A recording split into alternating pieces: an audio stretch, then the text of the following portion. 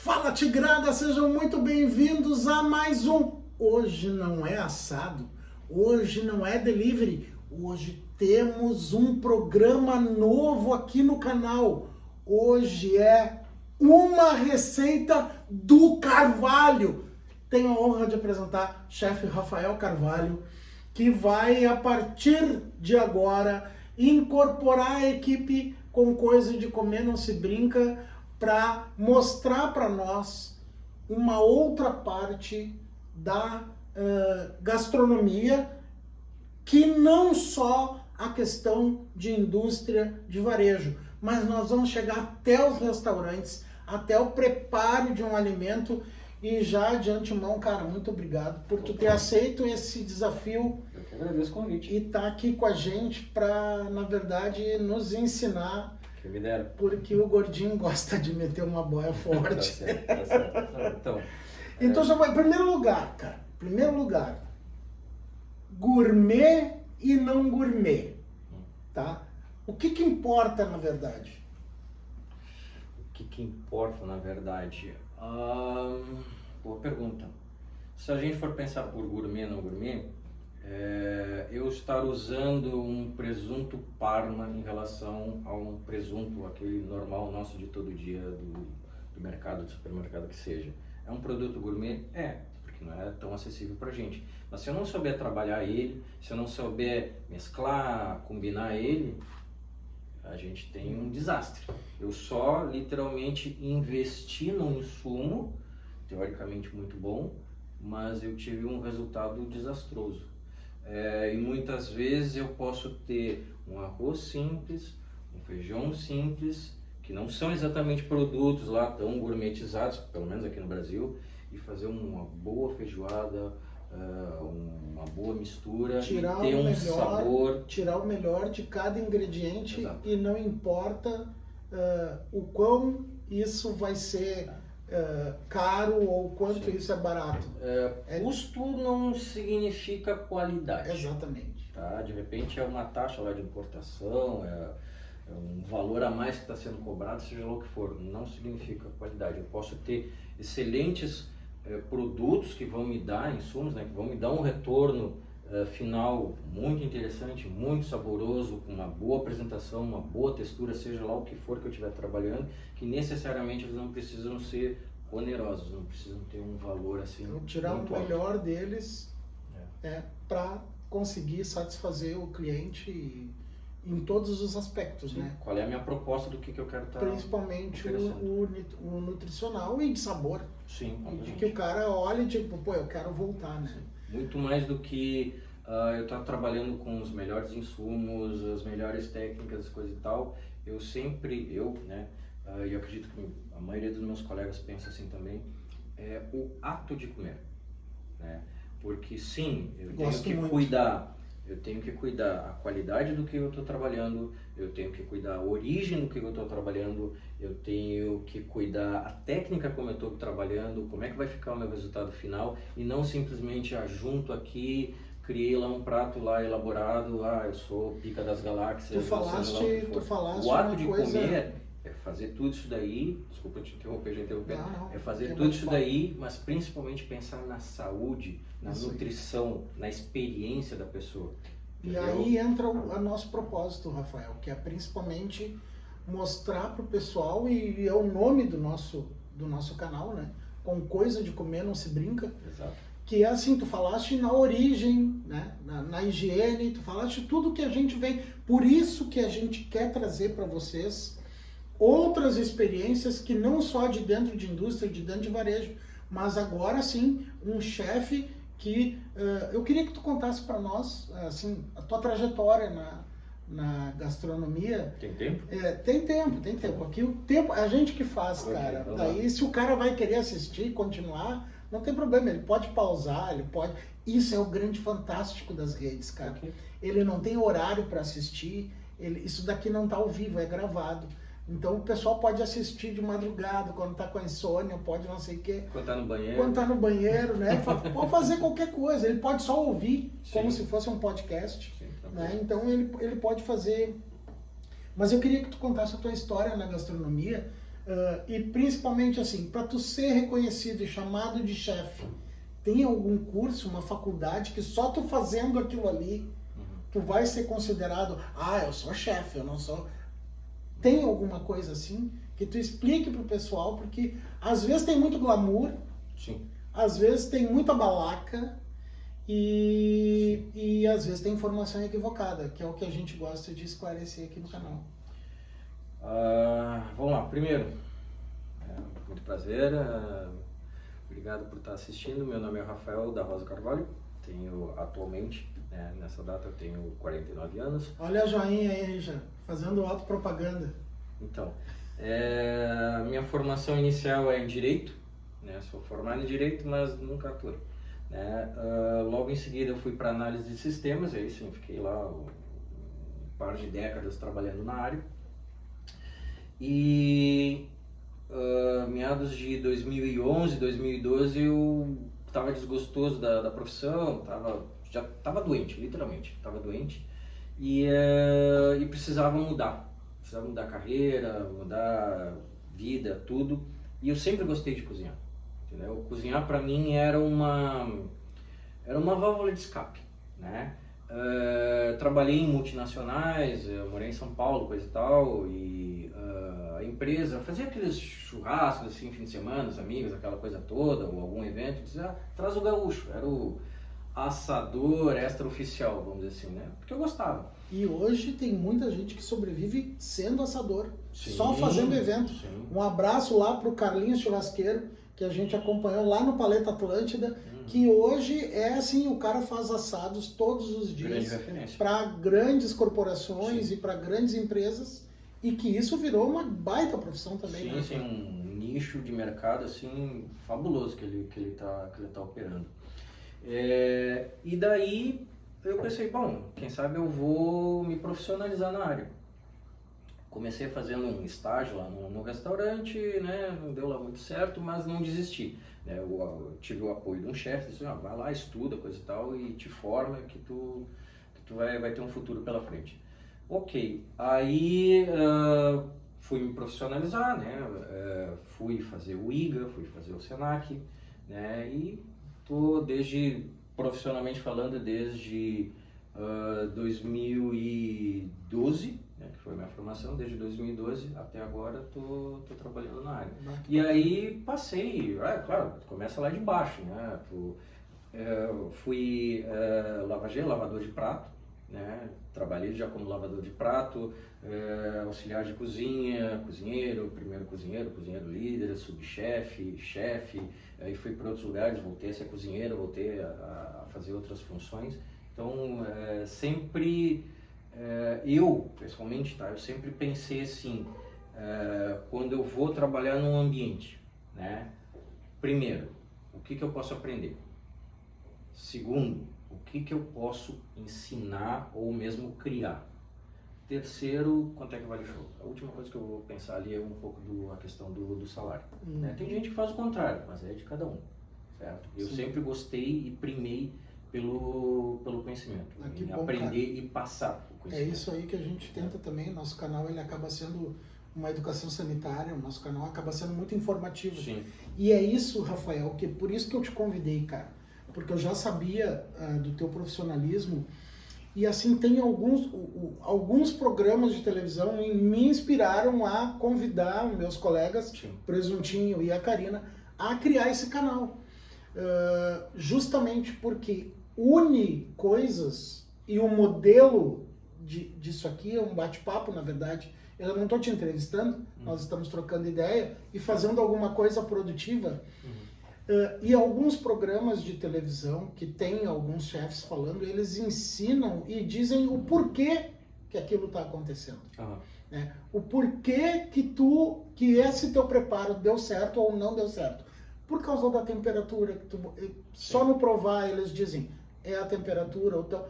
Então isso me traz uma curiosidade de mostrar para o pessoal que muitas vezes o que a gente vem falando no dia a dia vai refletir lá no cozinheiro, lá no chefe, lá no auxiliar de produção, a maneira que ele está fazendo. E aí entra uma coisa que tem que ser fundamental, que é a capacitação continuada. Então não importa se é num frigorífico, numa indústria de embutidos, ou se é dentro de um supermercado, ou se é num restaurante. É a capacitação continuada. Primeiro com a higiene, segundo com as técnicas. Com certeza.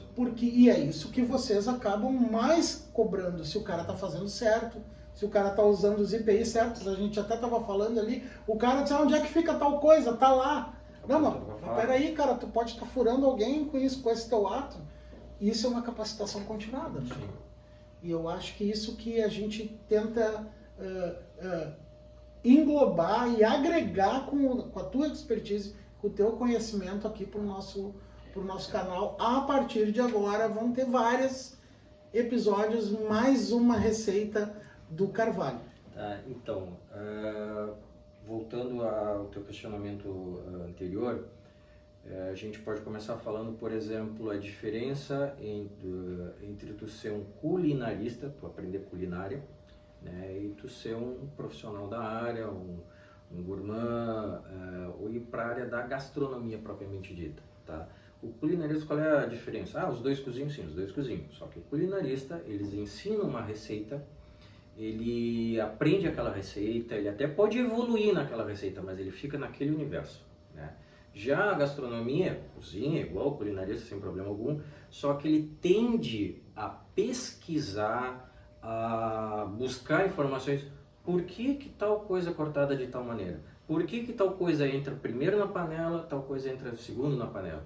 Por que tal insumo tem que ser frio, tal insumo tem que ser quente, etc. Então, todas essas questões, essas reações físico-químicas, né, é muito mais focado na parte da gastronomia. O culinarista já não é tanto, não que ele não vai estudar, não que ele não tenha curiosidade sobre isso, entendeu? Mas ele está muito mais preocupado em entregar um produto, aprendeu a fazer um determinado tipo de bolo, por exemplo, para fazer aquela receita, para fazer o seu caixa, fazer a sua renda. Então ele está muito mais focado nisso aqui, num resultado final, numa apresentação final, do que todo um caminho, todo um entendimento de como é que se chega naquele resultado final mais assertivo, com menos dispêndio de insumos, tempo, seja lá o que for. Essa é a grande diferença, né?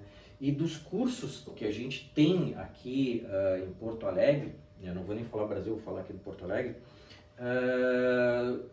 depende muito do profissional que está, depende muito do professor, depende muito do chefe que está dando, de ele trazer isso daí, entendeu? Porque a grande maioria, tu tem a parte da culinária e tu tem alguma coisa de história, alguma coisa de informação, do insumo, de um cuidado disso e aquilo. Mas aquele esmiuçado, né, que a gente pega lá da gastronomia, nem sempre a gente tem.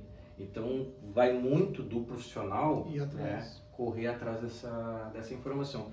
Que é o que eu faço, como por exemplo, que eu te dei, que eu fui dar uma aula sobre risotos, coisa e tal, algo mais ou menos que a gente vai fazer aqui, e tinham lá umas 10, 12 pessoas mais ou menos, estava lá ensinando 3 tipos de risoto, não sei o que coisa e tal, e beleza, final, fomos lá todo mundo degustar, não sei o que coisa e tal, e tá todo mundo lá reunido e disse, olha, façam as perguntas se vocês quiserem fazer, tô aqui para, né, e vendo, falar da profissão, isso e aquilo, como é que é isso, como é que é aquilo, como é que é a carreira, etc. E eu fui falando, né, dando a real, né, o que é o mercado de trabalho, né, não é aquela coisa que a gente vê na televisão. E lá pelo meio do caminho um rapaz me perguntou, tá, olha, tu falou disso, da carreira, daquilo, coisa e tal, etc. Até eu meio que dei um pulo do gato. Mas tu não me falou qual é o teu diferencial, o que faz o cara ser o diferencial, o que faz esse ser grande chefe, ser um grande cozinheiro, ou sei lá o que. Michelin. O que é o diferencial, qual é o teu diferencial? E aí eu dei uma congelada ali de 2 segundos, aí veio uma inspiração divina. E eu olhei para ele e falei bem assim, estude, estude e estude. E quando estiver cansado de estudar, pegue algo leve para ler. O teu diferencial é o conhecimento. Não tem. Porque tu pode fazer cursos, informações disso, etc. Tu tem que ler, tu tem que aprender a técnica, depois tu questiona a técnica e aí tu cria. Ou seja, técnica pela técnica, conhecimento da técnica, para depois a gente transcender. Aí tu vai criar o prato, aí tu vai inventar moda. Mas vai ter sentido. Porque tu já tem todo um conhecimento de como prepara e e do que é feito aquilo lá. Cada uso para cada coisa. Então, basicamente O isso. Rafael já entregou aqui o que nós vamos fazer, né? E era uma vontade que eu tinha de mostrar para a galera e eu também aprender, porque eu não sei quando e por que tu usa cada tipo de arroz. Existem vários tipos. Sim. A gente está acostumado aqui, basicamente, quando tu entra numa grande rede de supermercado, com dois, que é o branco e, no máximo, o parboilizado. Uhum. Os caras que já estão mais preocupados com a saúde compram a integral. Sim. Mas existem outros tipos de arroz. E aí, tipo, como tirar, por exemplo, para fazer um risoto, qual o melhor arroz para fazer esse tipo de risoto? Okay. Qual o melhor, por exemplo, nós vamos fazer aqui um carreteiro de charque. Esse charque aqui, eu cortei agora ele bem miudinho. Esse charque aqui eu fiz. E esse charque é um produto que tem regulamento técnico de identidade e qualidade. Então tem características para tu poder chamar isso aqui de charque. Sim. Diferente da carne de sol, diferente de... Então tem características. Vai lá, a gente já fez programa sobre isso, dizendo o que é e o que precisa ter. Eu fiz isso em casa. Bota sal embaixo, sal em cima, deixa inclinado, um pedacinho de carne tapado, não pode deixar aquilo sem sal, deixa inclinadinho e depois que passar uns 2, 3 dias, tu escorre a água, tira aquela grande quantidade de sal e deixa ele num local arejado. Esse local que eu deixei é dentro da minha churrasqueira, porque ali corre bastante vento, sim, e que vai fazer a dessecação. Então, o uso do sal aqui, porque ele vai ser um produto dessecado. E isso ele dura muito tempo. Então, assim, para esse charque, o melhor arroz que tem para usar é esse arroz negro, é esse arroz, o arbóreo, é o arroz branco, é o parboilizado. Essas coisas que eu queria trocar contigo, né? Então, nós vamos fazer 3 pratos hoje, né? Que é o carreteiro de charque, que tu ainda... Ele diz, não, agora tu vai fazer, esse aqui tu vai fazer. Tu fez o charque, vai fazer o carreteiro. Claro. Se der merda, ele vai dizer. Quais os outros? Se ficar bom é ele, se der problema é culpa minha. Sem problema. Vai de boa. Tranquilo. Quais os outros, cara? Eu vou te responder o seguinte. O melhor arroz é aquele que tu mais te agrada. Entendeu? Eu posso usar um arbóreo, um carnaroli para fazer um charque. Eu posso usar uma agulhinha para fazer um arroz de carreteiro. Eu posso usar um arroz negro para fazer um carreteiro. Eu posso usar arroz vermelho para fazer um carreteiro. Eu posso usar arroz integral, parabolizado, para fazer um carreteiro. Aquele que tu entende que vai te dar o melhor sabor, a melhor textura, o melhor resultado final, que ao longo do processo da cocção, tu não vai queimar, não vai secar, não vai virar papo, etc. Que tu te sente mais tranquilo, mais seguro, tu te diverte fazendo isso, entendeu? Esse é o melhor arroz para ti.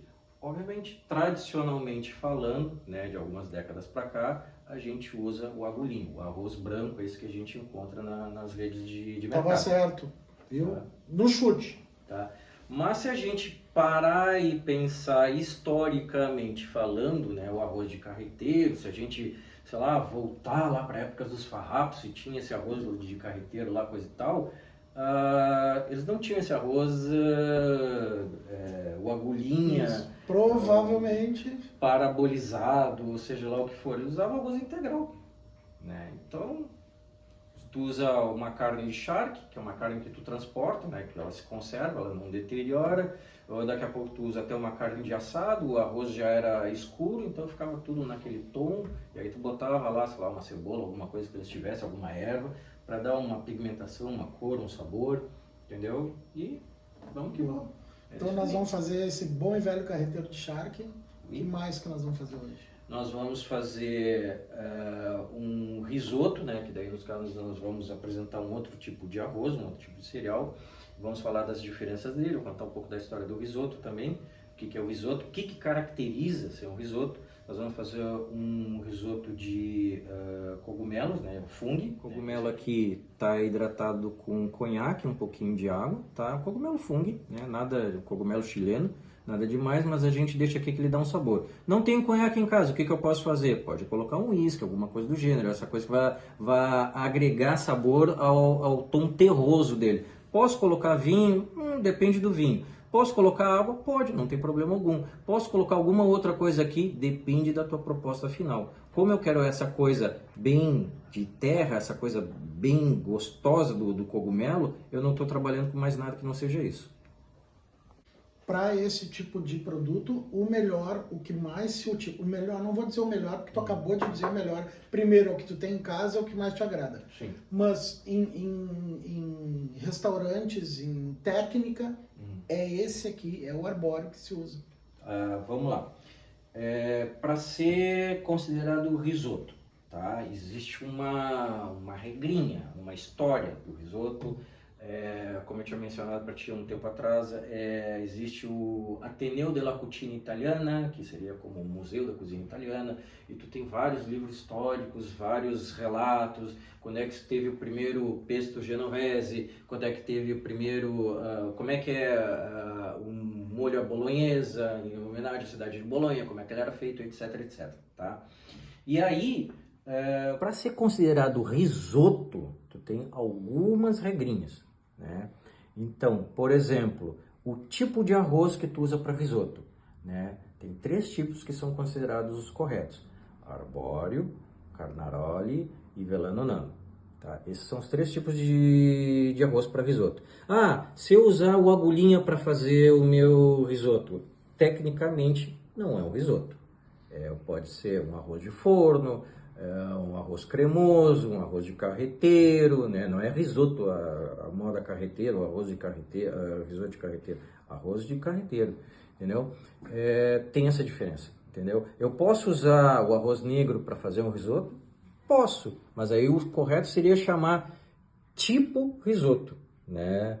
Ou arroz negro com alguma coisa, não um risoto propriamente dito. Cara, isso do tipo, a gente já fez vários programas que a gente diz uma linguiça tal e a linguiça tipo, e chega assim, o tipo, ele te dá uma margem tão grande de tantas coisas que a gente ainda acaba dizendo tipo 0 e tu nem viu da onde. Exatamente. Então, aí o risoto, todo risoto é o tipo de arroz que tu tá trabalhando, tá? Todo risoto tu vai ter manteiga, tu vai ter queijo, tu vai ter cebola e tu vai ter vinho, tá? Esse aqui meio que deu tipo assim, eu posso usar uma bebida alcoólica? Tá, pode ser, mas a prioridade é tu estar trabalhando com vinho seco, de preferência, nada de vinho muito suave, com todo respeito ao teu paladar, à tua escolha, né? Eu não concordo, vinho para cozinhar, eu tenho vinho para cozinhar, não, eu uso o vinho que eu bebo. É o meu vinho que eu gosto, é o que eu uso para cozinhar, porque eu vou ter um bom resultado, porque ele me agrada, entendeu? E se ele me agrada, eu vou ter prazer em fazer. E eu me agradando, tendo prazer em fazer, eu vou entregar ao meu convidado, né, um produto, um resultado final muito bom. Uma professora nossa, Carvalho, em relação à origem de matéria-prima, ela dizia na faculdade, com uma boa matéria-prima, pode ser que tu faça um bom produto final. Uhum. Com uma matéria-prima ruim, tu não consegue fazer um produto final bom, porque a matéria-prima já está ruim. Então tu não vai conseguir fazer milagre. E com a matéria-prima boa, pode ser que o pouca prática que está ali manipulando, ele erre. Então o prato, o produto, a linguiça, o embutido, não fique bom porque o cara errou. Sim. Né? Mas uma matéria-prima ruim, tu nunca vai conseguir mascarar. O produto vai sair ruim, não tem como. Isso é o que eu falo em alguns restaurantes que eu trabalhei, né, que nem sempre tem uma boa higienização dos seus insumos, especialmente de hortaliças e afins, né? Então batia muito nisso, tem que lavar bem, coisa e tal. Então a pessoa simplesmente pegava, por exemplo, uma alface lá. Não, alface não pode. Como não pode? Eu me cago. Tá, não, tô só dando como exemplo. Alface, suco de laranja. Se laranja eu tomei aqui, saiu lá. A alface eu tenho que sair correndo. Tá bom, bem-vindo ao meu mundo, que é o café. Tudo, café. Tá bom. Então tu abre a alface, coisa e tal, e joga de qualquer maneira ali numa água, não é nenhuma água hipoclorada, trabalhada, ou seja lá o que for. E bota de volta num bowl, numa saladeira, etc. e entrega para o cliente. não se dá o trabalho de tirar aquela folha que está murcha, que ela não está tão bonita, não sei o que e tal. Acho que de vez em quando pensam que magicamente aquela folha que está ali manchada, oxidada, seja lá o que for, queimadinha, vai lá pro seu buffet, seja lá o que for, e vai ficar lustrosa, linda, maravilhosa, renasceu. Muitos dizem frescura. É. E falando em frescura, que não é, né? Isso aqui, tradicionalmente, esse teu pré-preparo, como é que os caras chamam isso? Mise en place. Mise en place, né? Porque E se tu falar isso, os caras vão estar dizendo que é frescurite do Carvalho, né? Não, isso aí é um linguajar da área, assim como o advogado usa termos jurídicos, o médico usa, fala lá da rinite, não sei o que coisa Os tal. veterinários usam termos abagualados. Faz parte da... aquela diferença entre estar grávida, estar prenha. Tá prenha, isso aí, esse tipo de coisa. É verdade. A gente tem o nosso linguajar, né? Que é importante. Tu tem que ter uma padronização, uma comunicação eficiente, porque senão eu falo o A, tu entende B e dá um resultado C. Sim. Entendeu? Então, por exemplo, uma técnica de corte, né? Que é pegar aqui uma cebola, pegar um alho e cortar ele miudinho, né? Isso a gente chama de brunoise. Então, quem tem um conhecimento na área e eu estou no restaurante que eu vou fazer uma produção, seja no Brasil, seja na França, seja em algum lugar e trabalha com isso daí, se tu falares brunoise, a pessoa sabe do que está tratando. Eu vou mostrar para eles agora aí as diferenças que tu vai nos mostrar nos diferentes tipos de cortes de cebola. Sim, tem diversos. Né? Então, dá uma olhada aí. Pessoal, então, eu vou agora para os nossos preparos, aqui para o pessoal do canal, eu vou comentar rapidamente alguns tipos de cortes, tá? Obviamente a gente tem que falar de segurança, como trabalha com faca, etc. Mas, por exemplo, quando eu pego a minha cebola e corto ela aqui, ó, vou mostrar para vocês bem devagarinho, essa aqui que ela fica lá em tirinhas, né, o famoso julienne. Se eu pegar a parte aqui do bulbo, né, e cortar ela assim, né, eu vou ter o chamado plum, que ela fica presa aqui pelo bulbo, aí então eu vou descascando, cortando ela, e ela fica, parece uma julienne, só que ela fica nesse formato de pena. Isso aqui serve para apresentação de um prato. E quando a gente faz aquele famoso, né, que vem lá cortando, e que vem aqui, vai trabalhando bonitinho, e depois corta ele bem miudinho, né, só mostrar aqui na faca aqui para vocês, né? Isso aqui é o chamado brunoise. Então, para cada tipo de prato, de apresentação, de tipo de cocção, tu tem uma forma de cortar e apresentar os teus legumes. Então, o corte, quando vai trabalhar com insumo, ele faz toda uma diferença, né? Assim como tem a história, quando vai trabalhar com a carne, se corta no sentido da fibra, contra a fibra, etc. Como é que vai ficar essa textura, como é que vai ficar essa apresentação, o tamanho que tu corta, se tu macera, enfim, o que tu faz com isso daí? Os vegetais, enfim, tudo que tu vai entregar, isso tudo faz uma diferença. Por que tu cortou miudinho assim? Por que tu já não deixou uns cubos maiores? Ou por que tu não deixou em tiras, né? Tipo as farritas que a gente usa na comida mexicana. Por que tu fez assim? Porque tu tem uma ideia, um tipo de preparo, um tempo de preparo, o resultado final que tu queres entregar já começa aqui no teu mise en place, na tua organização.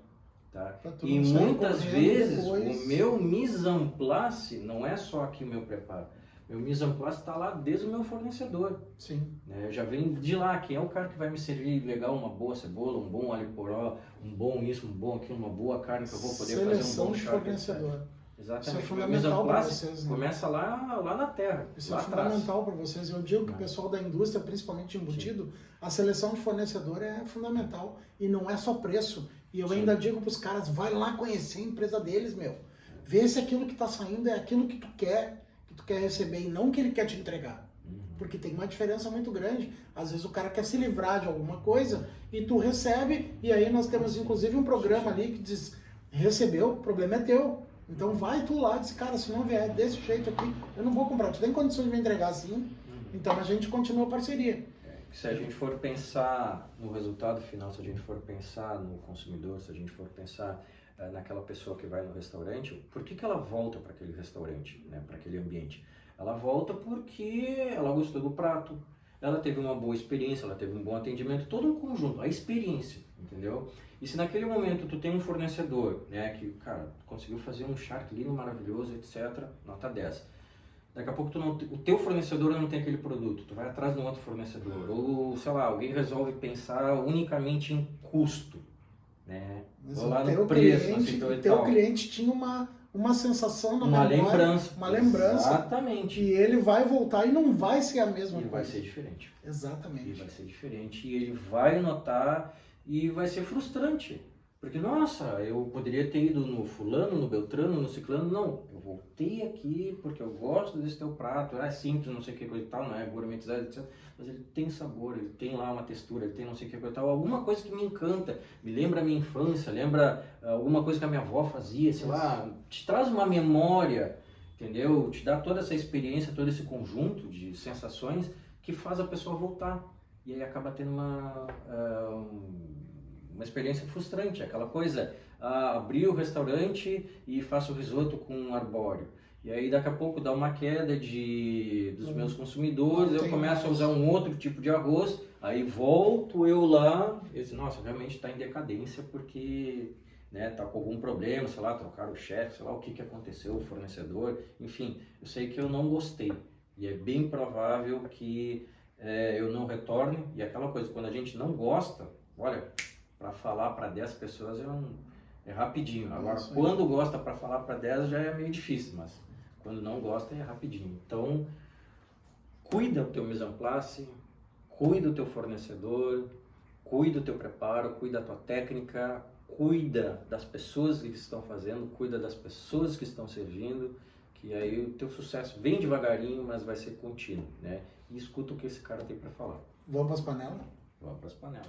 Posso falar? Tá. Então, aqui é um buquê garni, tá? É para uma guarnição aromática que a gente vai usar aqui pro nosso caldo, que a gente já tá colocando aqui os ingredientes, né? Basicamente cebola, cenoura, salsão. A gente vai dar uma leve tostadinha, uma suadinha, né? Como a gente diz. E depois entra com água e entra com a guarnição aromática.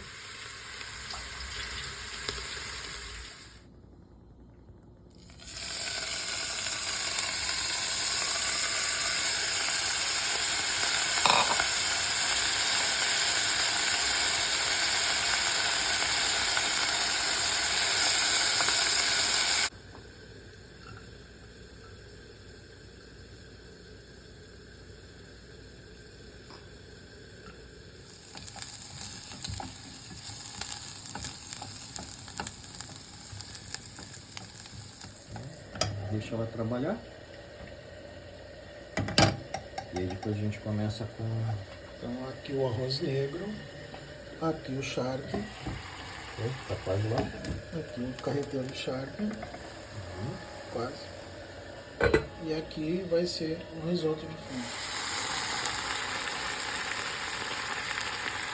Então tem um caldo de legumes aqui. Que esse é aquele caldo que a gente mostrou para o pessoal na hora que estava fazendo. Exatamente. Vai dar todo o sabor pro arroz. Chega a passar. Só um pouquinho. Ou algum Por que do azeite de oliva? Porque pode ser azeite de oliva, pode ser algum outro tipo de óleo. Não recomendo soja em função de gosto, mas pode ser um de girassol, alguma coisa do gênero. O que acontece? Quando tu coloca esse óleo, tá vendo que ela já está dissolvendo, ela está separando seus sólidos aqui, né? Então tu aumenta o ponto de temperatura, ou seja, em vez de a manteiga começar a queimar, sei lá, vai a 100 graus, né? Ela consegue resistir a 110, 120. Por isso que tu faz essa agregação de algum tipo de óleo. Posso?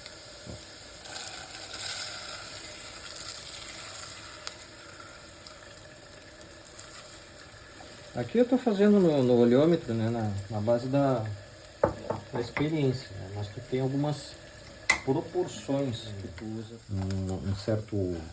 uma textura áspera aqui no fundo da panela, então já está chegando no ponto. Então eu entra com vinho.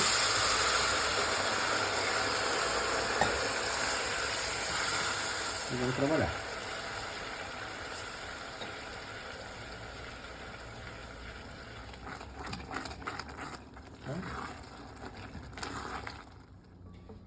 corrigir isso aqui.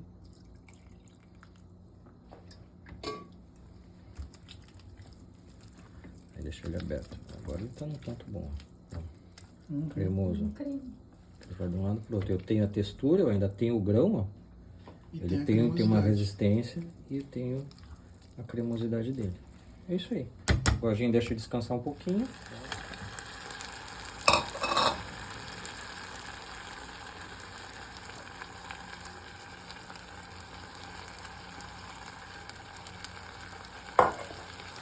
Parece que é muito, mas não é. Porque esse queijo ele foi cortado, foi ralado, perdão. Foi ralado no microplane, então ele dá esse volume, fica alto.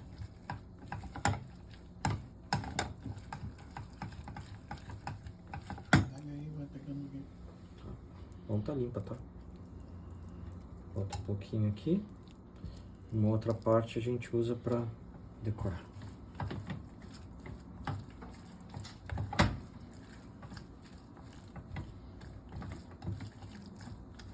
Agora tu tá finalizando os pratos, né? Isso, só dando Esse aqui, um toquezinho. o risoto. O que que nós temos aqui? O risoto al fungo, tá? E aí eu finalizei ele com um pouquinho de tomilho fresco, tá? O calor vai liberar. E um parmesão para dar mais um salzinho. Aqui eu tenho o arroz negro, eu tenho pimenta chile que eu coloquei agora para ela não ficar tão ardida, né? Para não ficar com preparo. E tem a carne, finalizei com mais uma carne, cibolete. E aqui eu tenho uma farofinha para dar uma crocância de farinha panko com manteiga e sal. Tem uns que ficam um cremão, cara.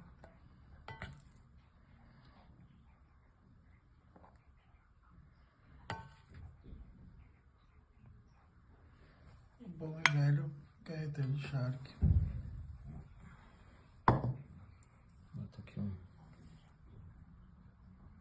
cebolinha para dar uma textura, dar um saborzinho e dar uma regada na finalização com azeite de oliva.